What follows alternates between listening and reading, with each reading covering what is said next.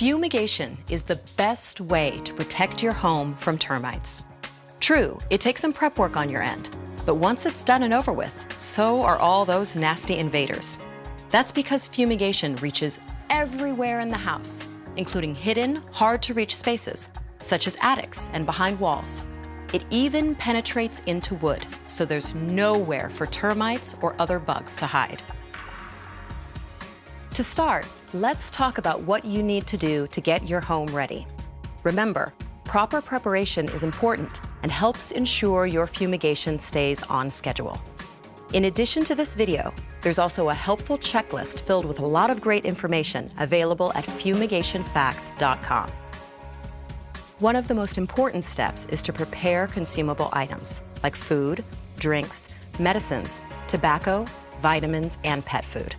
To make things easier on yourself, you may want to consider using up as much food as possible before the fumigation. To begin, a special bag called a Nylafume bag is used. But don't worry, your pest management company or fumigator will provide you with these bags. Now let's begin by identifying what consumable items need to be bagged. If the item is in a container that has been opened, it needs to be bagged. If the item is not in a bottle, can, or jar, it needs to be bagged. Some unopened items will require bagging because they are not in a bottle, can, or jar. Items including pasta, chips, cereal, candy, snack nuts, juice in a foil pouch, meat, fruit, and vegetables, and medicine in blister packs. Next, let's talk about what items do not need to be bagged. If the item is in an unopened plastic, glass, or metal bottle, can, or jar with the original manufacturer's airtight seal intact, it does not need to be bagged. Examples include a jar of jelly, canned vegetables, and canned soup. Also, bottled water and ice do not need to be bagged. If you have any unopened wine bottles with corks or stoppers in them, just place them in a horizontal position or upside down. They do not need to be bagged. Personal hygiene items such as toothpaste, mouthwash, dental adhesives, teeth whitening products, shampoo, soap, cosmetics, lotions, and ointments do not need to be bagged, even if they have been opened. Now that we have distinguished what does and does not need to be bagged, let's begin bagging. The first step is to take 2 Nylafume bags and place one bag inside the other. To make things easier, it helps to place a small object into the first bag prior to inserting it into the second bag. It's important to do this at the start because it can be difficult to double the bags when one of them is full. Next, place items inside the inner bag. Be careful not to fill it too much. You don't want the bags to get too heavy or else they might rip. Once the inner bag is full, but not too full, twist the top. Fold once and secure the folded twist with tape or twist tie.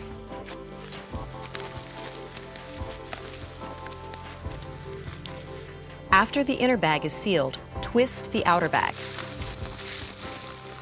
Fold over and seal the same way as you sealed the inner bag.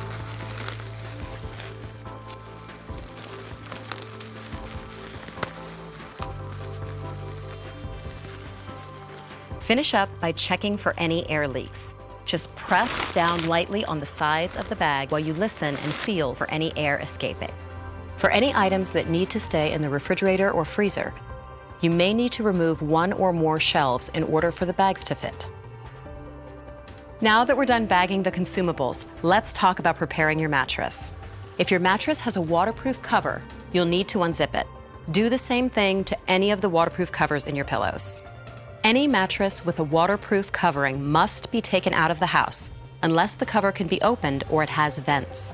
This includes any baby mattresses or changing pads. Do you have a waterbed? Don't worry, there's no need to drain it or remove it. Now that your mattress is ready and you've bagged everything that needs bagging, the next thing to do is go through each room and open every door and every drawer. That way the fumigant can reach every nook and cranny. Now, let's get the outside of your house ready. Your pest management company or fumigator will need electricity and water. If your home is connected to a gas line, it will need to be turned off for the fumigation. Depending on where you live, the gas company may need to do this, and advance notice is necessary to schedule an appointment. Be sure to ask the pest management company for details about turning off your gas line. You'll want to talk with your pest management company or fumigator to learn if there are any special considerations for things such as retractable awnings, screen pool enclosures, satellite antennas, floodlights, fences, or decks attached to your house. The day before your fumigation, it's recommended you give a good watering to any soil and plants within 18 inches of your foundation. This helps protect the area while your house is tented and being fumigated. Speaking of plants, you'll have to remove all your indoor house plants too. You can follow up with your pest management company or fumigator on any plant or exterior prep that is specific to your home that may need to be done before the day of fumigation. Make arrangements for boarding your indoor and outdoor pets if you're not taking them with you during the fumigation. This includes removing outdoor domestic cats to prevent them from trying to hide under the fumigation tent that will be used to cover your house. The last thing you need to do takes place on the day of your fumigation. You must leave your pest management company or fumigator your house keys. This is a requirement for the fumigator to properly secure your house during the fumigation process. If any cars are being left at the property, you will need to make arrangements with the pest management company or fumigator. Follow these steps and you'll be all ready for your home's fumigation. And as I mentioned earlier, there's a helpful checklist filled with a lot of great information available for download at fumigationfacts.com. Any additional concerns or questions should be discussed with your pest management company or fumigator prior to the day of fumigation. When you return home after the fumigation, don't be surprised to find all doors and drawers still open. It is not necessary to wash dishes, linens, or clothing. That's it.